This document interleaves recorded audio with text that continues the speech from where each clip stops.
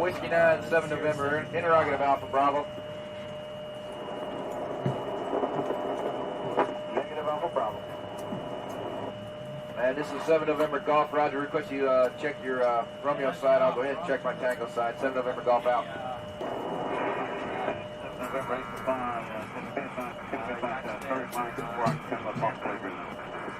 and 8 Cloud, 7 November, say again. 7 November, go. Roger, I copied a while ago, 1 Charlie transmission that my can use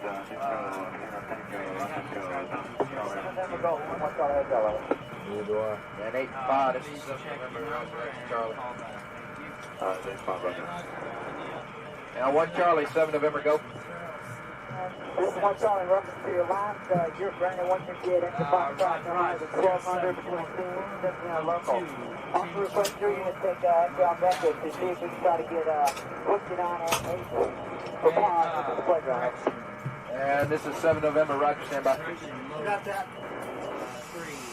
Got it? Alright. And all units, this is 7 November Golf, my unit Alpha, Echo, X-ray Alpha, Alpha in there.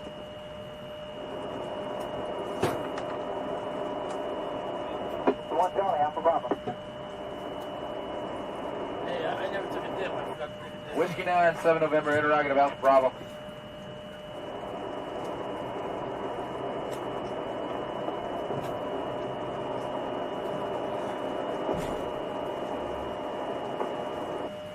Whiskey 9, Yankee, 7 November Golf, over. This is Whiskey 9, go. Whiskey 9, 7 November, interrogative Alpha Bravo. Whiskey 9, Yankee, 7 November Golf, over. This is Whiskey 9, go. Whiskey 9, 7 November, interrogative Alpha Bravo. Negative Alpha Bravo. And this is 7 November Golf. Roger, request you check your Romeo side. I'll go ahead and check my Tango side. 7 November Golf out. 7 November 8 5, and 8 Cloud, 7 November, say again. 7 November, go.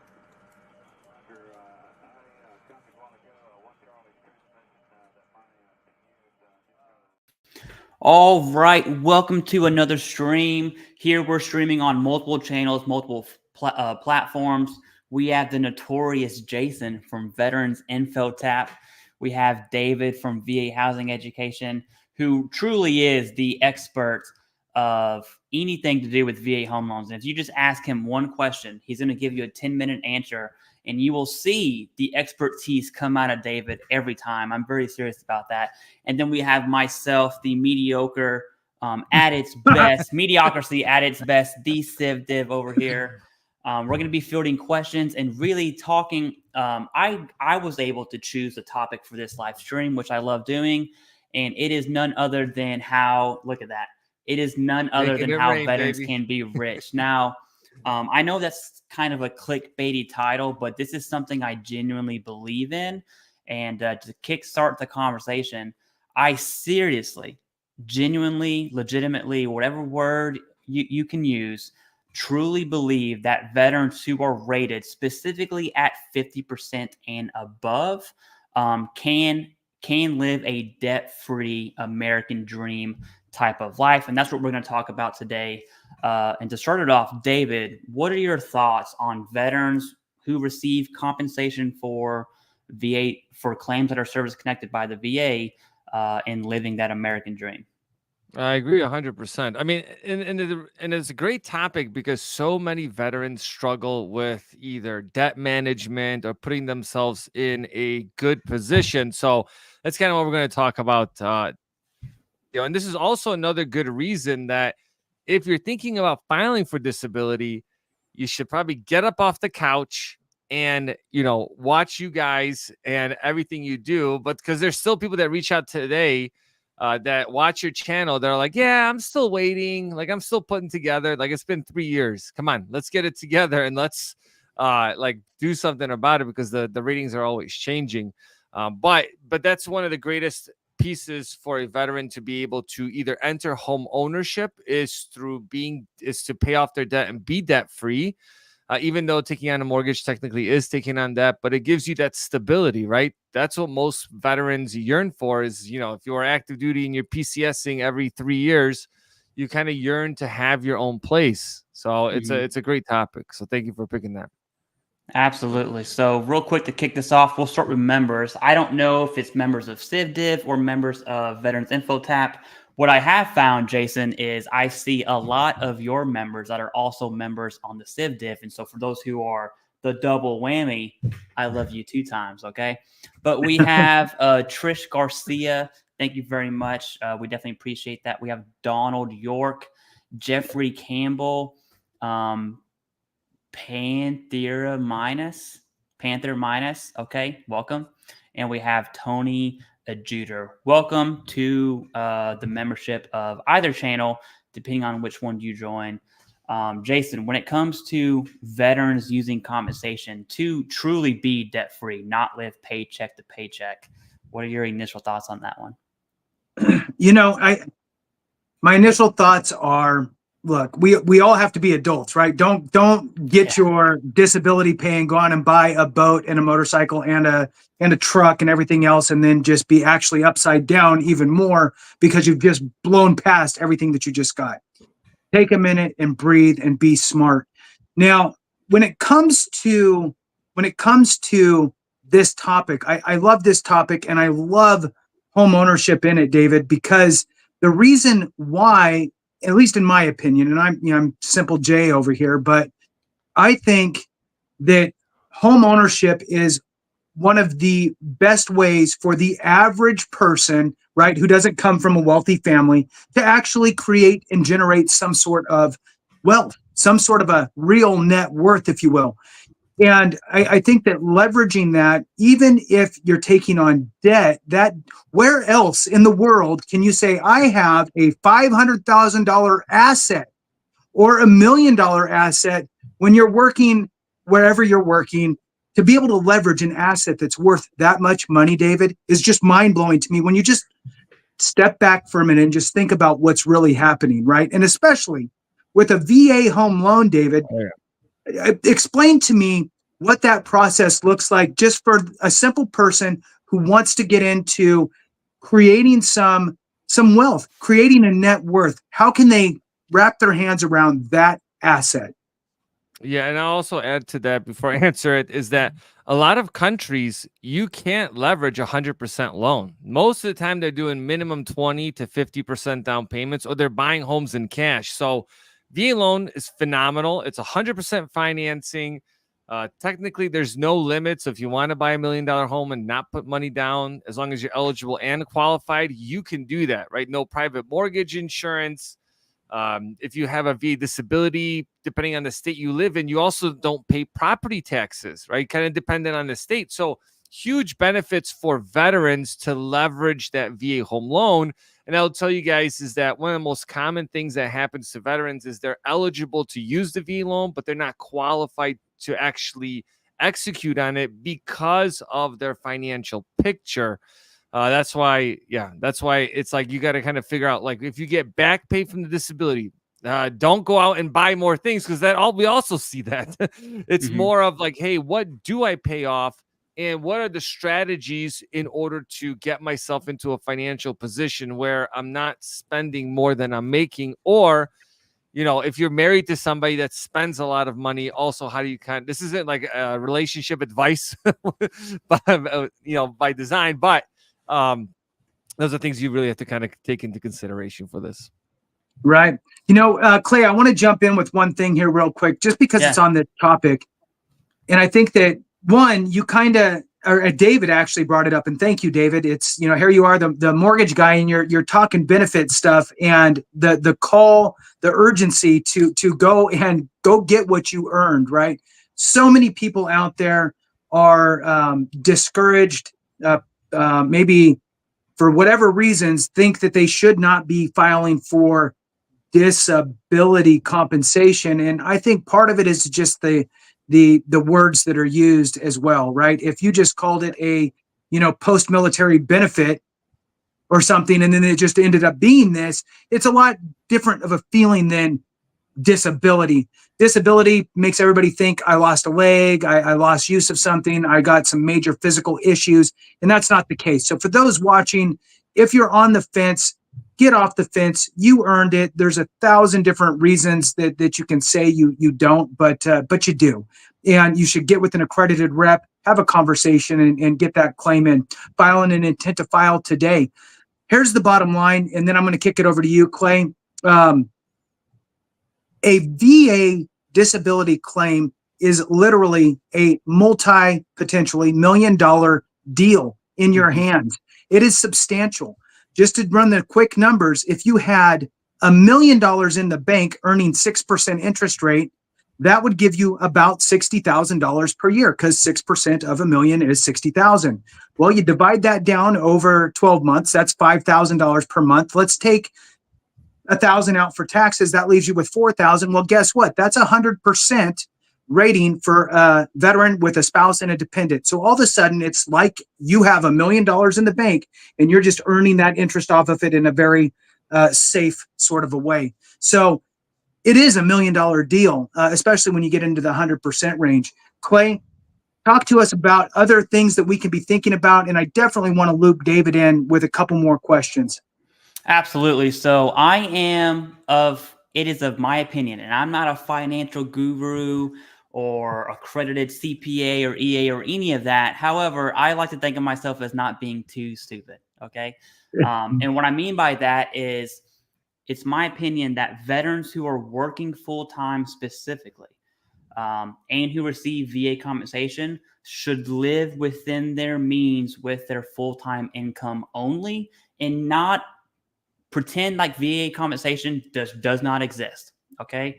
And it's my opinion that veterans seriously should be using that compensation to pay off debt, like credit cards, car loans, and then eventually their mortgage. Now, I know that's when people kind of get a little antsy, is, do I pay off my mortgage? Do I go, mutual fund, 401k, whatever that looks like for you? I just want you to do something. Okay. That would be my advice.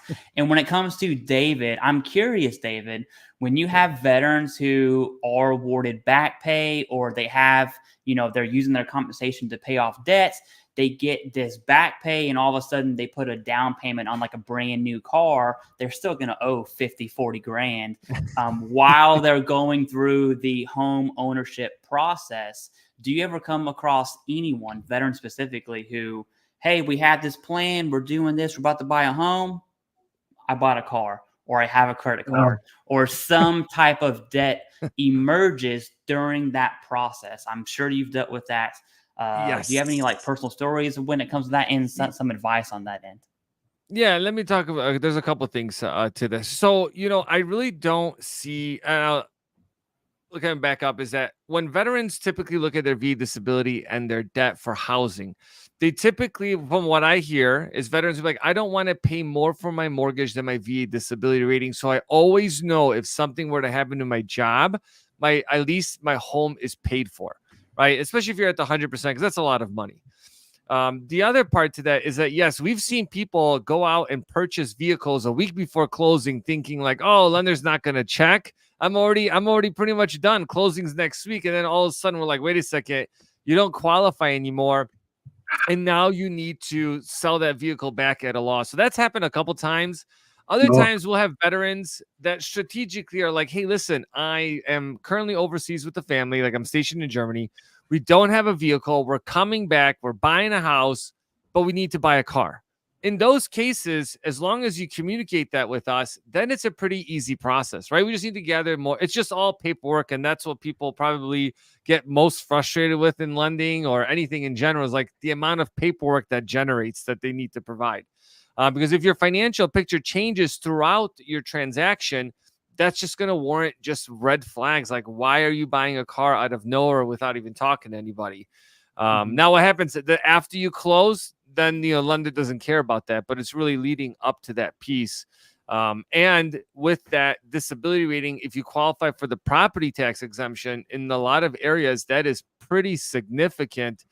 depending on where you are. Like if you're in like North Carolina, you can buy a $500,000 place and taxes are like $1,200 a year. You go to Illinois, you buy a $500,000 place, they're $16,500 for a $500,000 place. Huge difference, right? And again, those laws are also changing. But let me share with everybody. Can you share my screen for just the credit cards? I want to show you guys, an example of if you have outstanding debt right now. Let's say at $5,000 at 18%. Actually, let's just be more realistic. A lot of the credit cards are at 28. So in this example, if you made the minimum payment, right, it takes you almost 292 months and you're paying almost $11,000 in interest for that money. So sometimes people will go on vacation, they'll spend $5,000 to go to, wherever they want to go. And they really don't realize that you're almost paying $16,000 for that vacation. So there's different ways, and you can cut this one out, Clay. So there's different ways that veterans can tackle their debt. So one of them is really, you need to sit down, and this is going to be painful because it should be, is you need to manually print out all your statements, not the e-statements. I'm a fan of actually like reviewing it and being like, oh, I'm paying 29.99% interest. Like that's not good, right? You want to see how much you're actually paying, what the interest rate is. And on there, it's also going to tell you, if you make the minimum payment, this is what it's going to look like. You need to gather all your bills so you know how much money is going out. And then you need to look at your net income on how much money you're bringing in. This includes any side gigs that you have, anything that you have. When you do that, it allows you to then focus in on how you want to pay the debt off in a way that actually makes sense. Not just like, hey, we're going to throw a dart at it and just kind of like pay off this one thing. So 2 schools of thought. There's a debt snowball method and there's a debt avalanche method, which I think are probably the 2 most common ones. The first one, for the debt snowball, the key to this one is you're paying off the smallest debt first so you can get rid of those small payments, and then you can accelerate the larger debt after that, right? So if you have a $300, $500, $600, and then like a $5,000 payment, you're focusing in on paying off the first ones as fast as you can.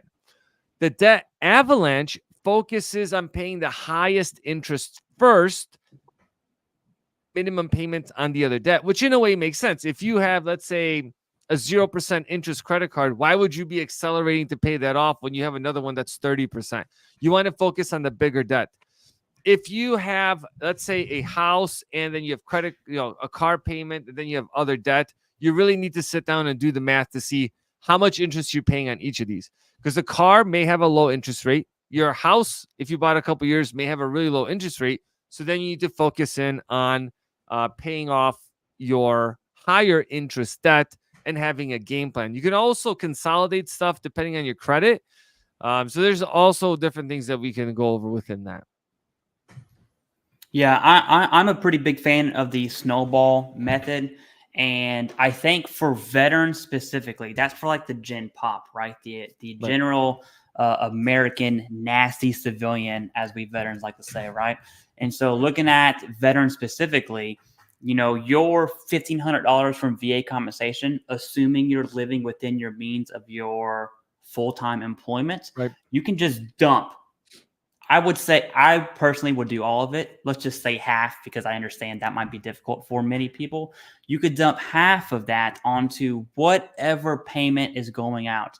And eventually, that VA compensation will lead you to be debt-free. And there's basically two things that are going to happen, right?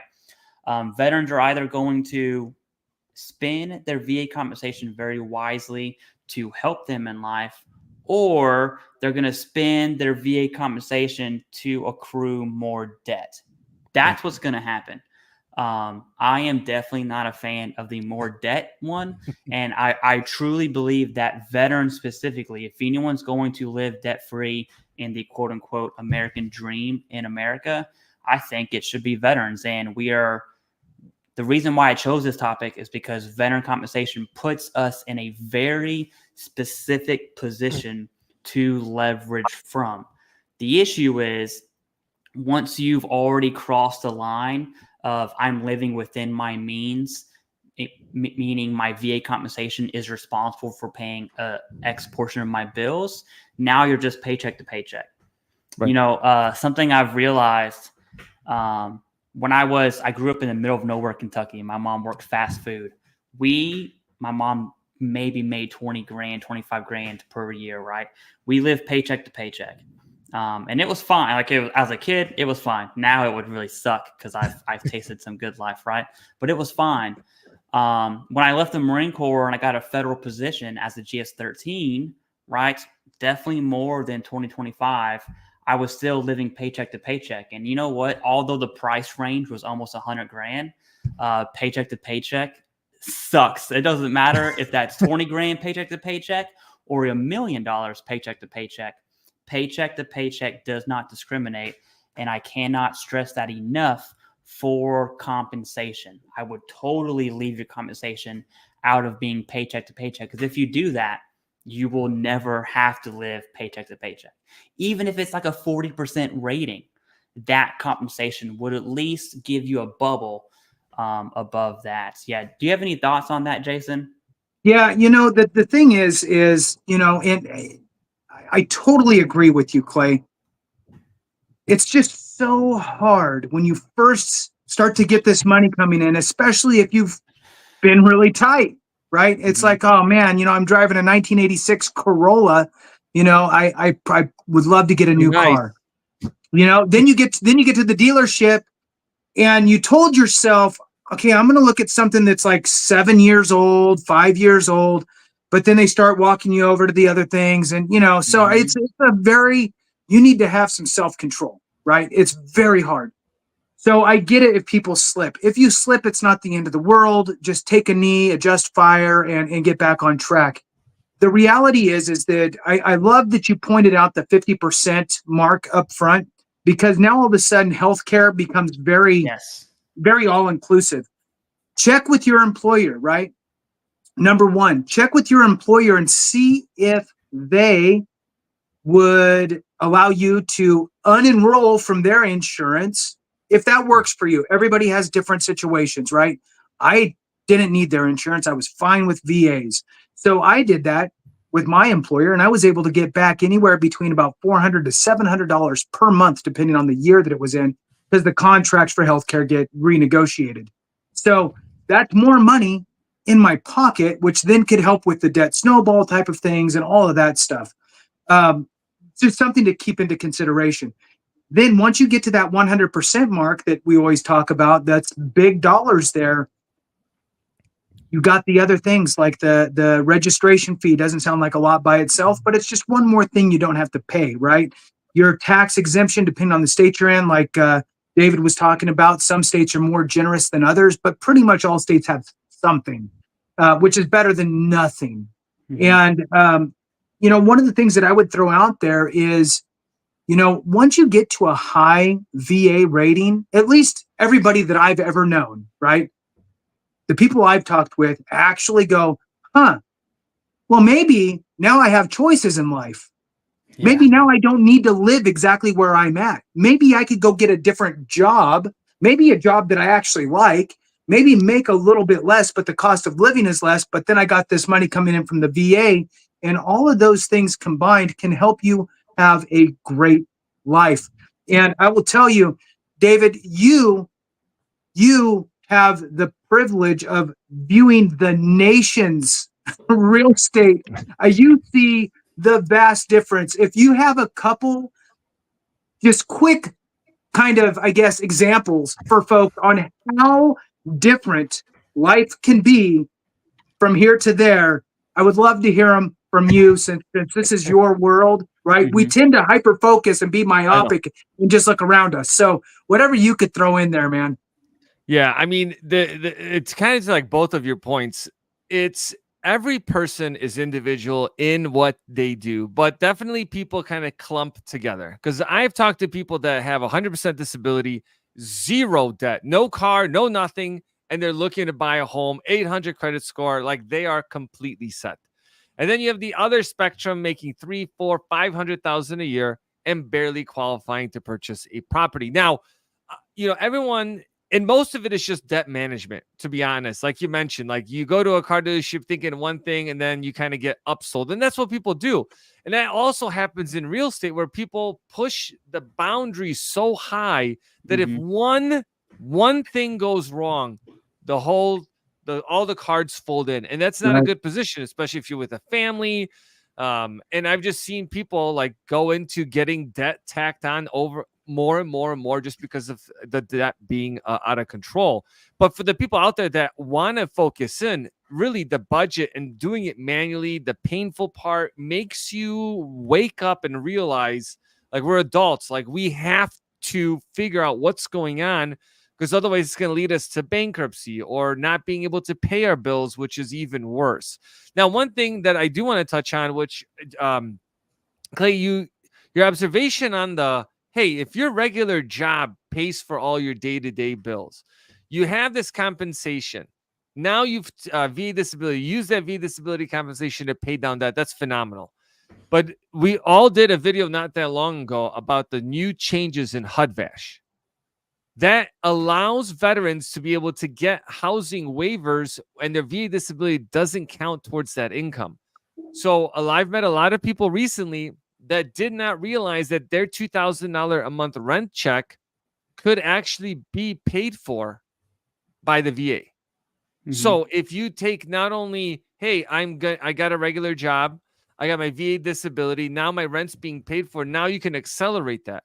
And for most people, I would say that you're not probably sitting on like $100,000 or $200,000 worth of credit card debt. If you are, we got separate things to talk about. But some people will have like, 10, maybe 20,000 life and things, come up and you have to pay for them. We get that. So normally within a year or two, you can gain that financial freedom. And like, look, and if you had blemishes on your credit report, the positive part is that after 7 years, it all falls off. The problem, that I see most is that people will, in a way, relapse, and then they may do good or do well for a while, and then they kind of like an event happens. But planning and saving money avoids those things coming up. Like, hey, if I have to put a new furnace in because I live in, let's say, in Florida where it's crazy hot and humid, you really don't want to go out in air conditioning because you might actually ruin your place, and it has a snowball effect in a negative way. Right. So all of this is linked together. I have a question for you, David. Okay, I'll go after you. Let's say a veteran truly is debt-free and their FICO score, right? That credit score essentially doesn't exist at that point. Do you ever run into someone who has a low credit score because they truly have nothing to build it because they've had no debt for X amount of period? Do you run into that situation? And, Dave Ramsey, not that I like me some Dave Ramsey, I'll say that, okay? But he has a statement that he made, and it's all over YouTube. He says, you won't allow me to rent out an apartment because of my credit score, but I can buy the entire complex, right? Do you ever run into that situation where veterans who are, because I know many veterans who are 100% that are debt-free, do you ever run into that issue when it comes to home buying specifically? Yeah, and this is the downside of that. When you don't have credit, or you used to have credit, and if you don't use it, you lose it. So basically, you run a credit score and it comes back at zero. Okay. Yeah. The challenge is that it moves from, like, this is real technical, but it moves from like an automated system to a manual underwrite, and then basically your credit score technically gets quoted interest rates at like a 620 credit score, which is not good, right? You want to kind of be higher, but that's kind of like the average or general thing that happens. Having bad credit or having no credit is better than having bad credit. But when you don't have credit, then still a lender's going to verify like you paying your rent on time for the last 24 months. They need to see, let's say you making, let's say utility bill payments, because they need to see non-traditional credit in order to qualify you. That's why I always recommend at least just have one credit card that you use here and there. That's it. Like I have people that have 1, 2 credit cards, 800 credit scores. They just barely use it, but they understand that credit is a powerful tool. And you do get more favorable terms for financing when you have that. So if kudos for living off the grid. But at the same time, you gotta be somewhat connected in order to get some of the additional perks that you need. Because think about it this way. When you need money the most, no one wants to give it to you. But when you don't need money, people want to give it to you all the time, right? Yeah. And your credit score is going to reflect that. Because if you could be in a really good position, but in a snap of a finger, remember, life happens. Look at what happened in North Carolina. We did a whole special on that. But let's say you needed like $20,000 worth of stuff to get your house built to where it needs to be, so it's not going to be rotting or something like that. But you didn't have 20,000. You got 100% disability, but you don't have any credit. How are you going to access money? You won't, because no one's going to give you anything. So the statement of like, hey, being as debt free as possible, I'm with you. But also, I think you had a caution on the other side of at least have something so you don't put yourself in a jam. Yeah. I'm glad you said that. I'm kind of at the same mindset. And, back to the Dave Ramsey thing, right? Like, he's totally against it at all. I'm personally not. And I have my mortgage background, and my thing is, look, if you at a minimum carry a couple, right? So you have a couple trade lines, but look, if you don't want to have any debt, then get a couple secured cards. You're borrowing against yourself, right? Right. So, get a couple, little $250 credit cards and just, use them once a month for a take of gas, and one other thing is when just to go back to the car lot thing, when you go to a car lot to buy a car, one strategy is, if you know what you want to do, I know what the maximum is that I want to pay, I know what the maximum is, get pre-approved before you go there from your credit union or whoever. Have them cut you a check. Walk in there with your check with your maximum amount that thing can be, because they'll cut you a check with a maximum that it could be for, and you can handwrite it in. And then that'll save you, right? So at least you have a layer there from yourself, really. Mm-hmm. It just will help keep things in check. The more that you can make things a little more difficult, one extra hurdle to go through, it's kind of like putting your money in the savings account that's not attached to your checking, that you have to go to the bank or you have to log online. It's an extra step. So it makes it a little more difficult. My question for you now, Dave, is, we're talking about a lot of really good situations for people, right? Hey, I'm debt free. I got all this money. Yeah. Life is great. My credit score sucks only because I have no debt, right? But what about the person that's like, you know what? I had $150,000 in debt. I made horrible decisions. I went through a divorce, whatever it is. Life happened. And now I filed bankruptcy. How horrendous is a bankruptcy for somebody looking to get a VA home loan? Can you shed a little light on that? And I mean, you don't have to nail it perfectly if you don't want to. You can skirt around it. Okay, good. Thank you. I am so glad. Thank you. So when it comes to bankruptcy, there's really, in general, two ways that consumers can liquidate or come into payment plans. So one is going to be a Chapter 7, basically liquidates all the debt that you have. And then you have a Chapter 13 where you go into a restructure. Obviously, having that event happen is going to have a devastating impact on your credit report.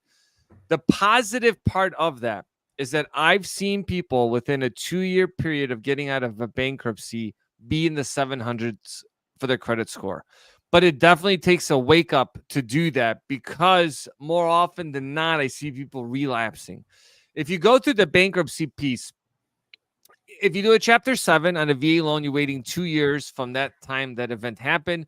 Technically, it could be less than, more than a year, but less than 2 if you had extraordinary circumstances. But I've just never even heard of one working like that.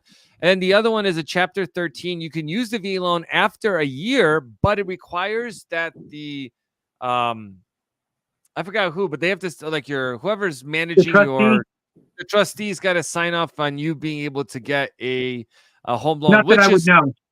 No, I would know, but I'm just saying, like, the irony here is that I had somebody provided like a letter and saying like, hey, the trustee gave me a pre-approval for X amount of dollars. And I'm like, that's like double than what you qualified for. So don't go based on what they say. And also, when I think you mentioned this earlier, lenders will also tell you, hey, this the car, they're going to say, this is the max you want. Ask for a lower amount if you want a lower amount. So when you go in there, you can't be like, hey, I don't have enough money, but also make sure you're doing your research ahead of time, because cars are the single, this isn't like the deadliest catch, but like this is like the single devastating part for veterans that they can't go into home ownership is because of car payments. Because a $700 car payment is $100,000 mortgage. 100,000. So you, a spouse, 2 cars, and let's just say everything is so expensive these days. I'd say $800 a car, $1,600 right there. If you're buying new cars, that's 250,000 American dollars that you could be affording out there. And then when you look at your monthly spending, that's another big indicator when people are like, I don't, you make $100,000 a year, but I don't have money. I have no money saved up and I live paycheck to paycheck. One, it's going to be managing how you spend money. Like if you're going out every single night, maybe not. Maybe you should join Costco. I don't know. Save some money and cook at home. And then the other part's going to be taking that money that you have extra and paying off your debt to be able to get to it. Because like you mentioned earlier, is that you can make $500,000 a year and still be living paycheck to paycheck.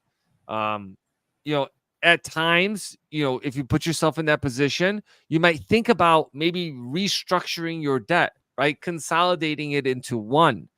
So that way you can manage it more, or reaching out to your credit card companies to let them know, like, is there a payment plan we can go out?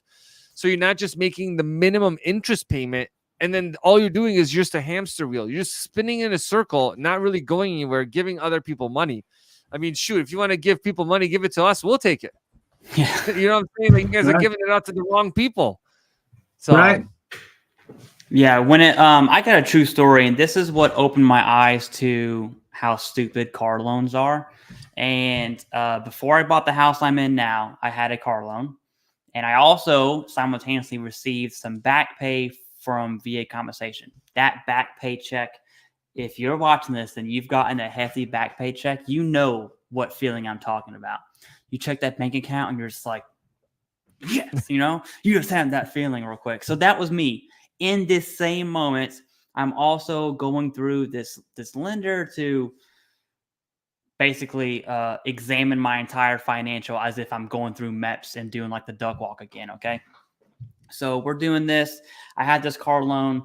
I was advised to put my back pay completely down on the car, which was a good move. I would do it again. What opened my eyes is, I swear on my life, this is a true story. About 2 weeks later, I am on the interstate in Nashville, Tennessee, traveling from Kentucky down to Alabama, and someone plows into my car going like 60 miles an hour. We're in dead stop traffic on the interstate and totals my car. And then I was like, hey, no big deal. I paid it off. I'm going to get a check. I go buy a new car. And the amount I got was not the amount I literally gave, I'm just going to say an amount. I gave 30 grand, got back 15. And I was like, whoa. What? All this happens like that. I was like, Well, what? sir, if you would have purchased gap insurance. Yeah, I was going to say gap insurance. It was paid off. I had no loan. And so I was just like, what the heck happened? And that's when I realized, you know what? My back and my neck really hurt. Yeah. That's what you realized. Yeah. So then I got into insurance claims. No, but that is a true story. That kind of opened my eyes. I firmly believe that car loans is the killer of wealth. It's what keeps middle class, in my opinion, is car loans. Yeah. My family members, not to call them out if they're watching this, probably not. But if they are, what's up, mama? The amount of new cars in the last 5 years, every time I see it, I'm just like, idiot, right? But side note, we have a super chat. I feel obligated to answer a super chat. We see Polar Bear 65 says, cheer to the panel members and to the chat folks. Awesome. Thank you very much. We have three differents. You have Jason from Veterans Info Tap, David from VA Housing Education, and then Mediocrity at its finest, the Stiff Diff right here. It's pretty fun. Yeah. That's my line that I'm gonna go with. But yeah, man. To wrap this up, David, I really want to get your thoughts on, um, generally speaking. I don't want to talk about the spectrum of debt free or the bankruptcy. Let's talk about the masses here. What is the number one issue when veterans reach out to you for using the VA home loan? Right? They want to purchase a home, and they do that through you. Contact information in the description, by the way. What is the number one killer that you see for home loans specifically? It'll be a combination of the people being out on their credit cards, which then turns into having lower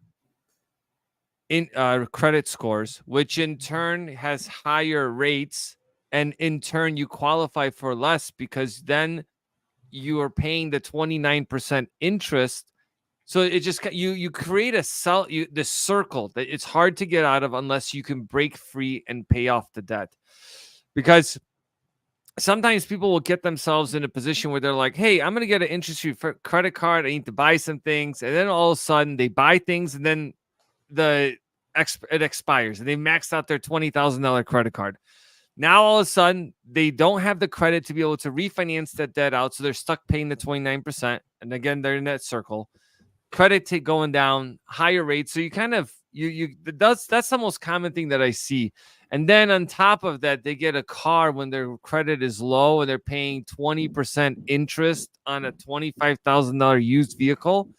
It just kind of puts you in a bad spot. And I've also seen that with those 20% $25,000 car loans, where they buy lemons, and now all of a sudden they stop making payments on them. But I mean, that's a little bit more on the extreme side. But in the general masses, it's really going to be people maxing out their credit cards, and doing the minimum payment, because we can see trending data.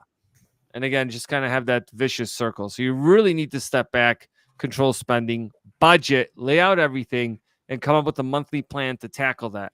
Or if you got wealthy family, maybe they'll give you some money. Have them call me too. Yeah. Right. So and I've seen that happen. I've seen people get bailed out. And another thing people will do is, if you do own a house, is people will refinance and pull equity out of their property to pay off debt. Is that a smart thing to do?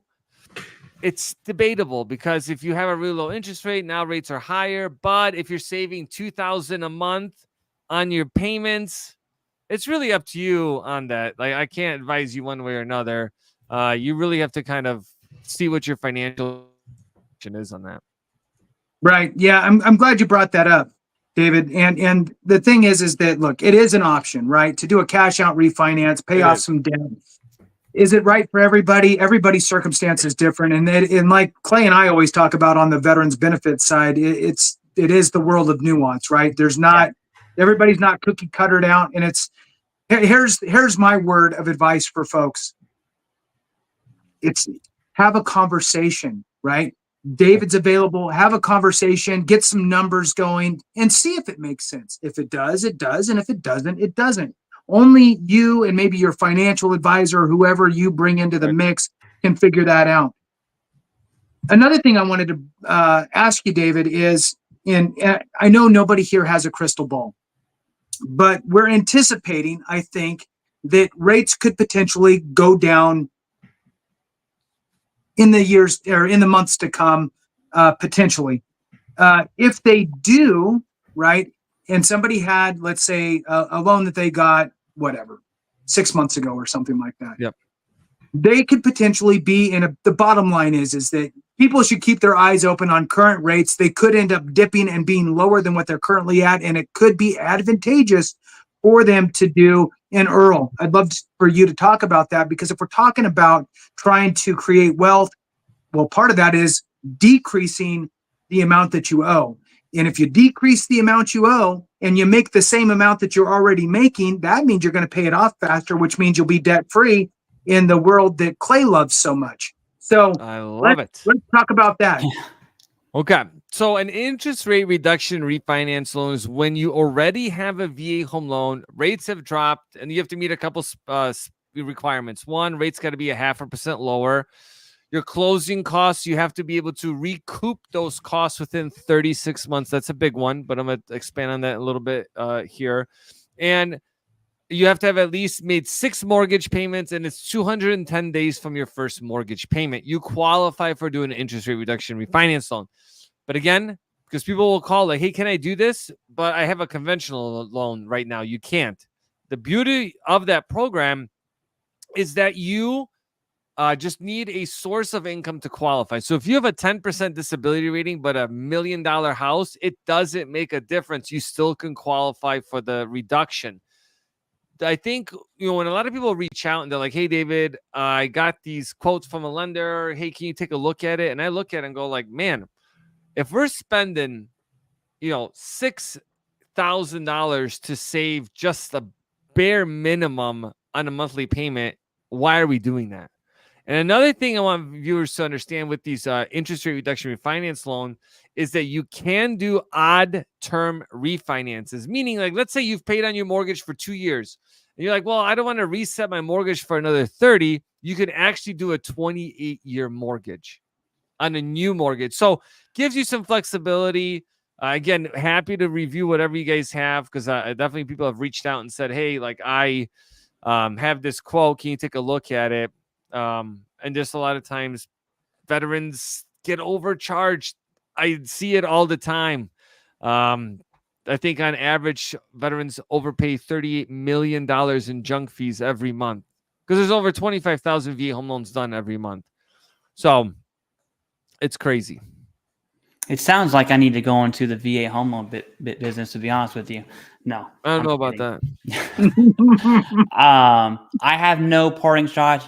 Jason, let me know your final thoughts, and then we'll kind of kick it to David to close out the live stream for us here. Yeah. Also, real quick, we just got our new member, Scott Pratt. Thank you for your service, brother or sister. We don't know, right? We definitely appreciate that. All right. All right. So, some of my last thoughts here are, when it comes to really establishing yourself in a way to become financially well and solid, you need to make sure that you are, one, mindful, two, that you put barriers in place to make maybe certain things a little more difficult to fall into the prey, be the prey at the dealership, so to speak. But also being aware of what opportunities are out there. And I think that home ownership really is one of the biggest ways to become, financially sound. Personally, I mean, I know there's some people that don't think that way, I guess, but I think that owning real estate is absolutely a way. I really think that being able to leverage loans, and I'd love part of your final thoughts here, David, to be on how somebody could actually leverage their VA home loan on a current house, and then end up either buying another house and moving into it and making that one a rental, or maybe this is my first one. I'm going to buy a unit property. I'm going to buy a 2, 3, 4 unit property. These are ways in which you can generate income and wealth, and own an appreciating piece of property. So I'd love to hear from you, David, and you can close us out. Yeah, I think that we actually, our next live event should be around turning real estate into investment properties, because it is very relevant. People don't want to sell their homes, but they want to buy other ones. And how do you leverage that? It's actually pretty simple, because what we see a lot of veterans do is actually rent out their current property, make about $1,000 to $1,500 a month, because they bought it when prices were much lower. They buy a property at current market value, and then they just use that extra money to pay off the other mortgage. So one mortgage is being paid off with the current tenant. Now they're helping you pay off the second mortgage, effectively changing what your rate is and how much interest you're paying. So very powerful tool. And I'll close it out with this, is that only you can help you to be able to get financially in a position that works. I'm not going to come to your house. Jason, Clay, we're not coming to your house to say, hey, you know what? You need to start budgeting. Let's take a look at all your financial documents. It starts with you taking that first step to identify that, yes, I have a problem. I need to go through all my finances. I need to pull out an Excel sheet. I need to pull out the printer. look at my life. And then from there, you can make it better. You can reach out to me. Happy to help you. You can reach out to HUD consultants. They do it for free, and they'll help you with your credit to get it to where you want to be by helping you submit, let's say there's discrepancies.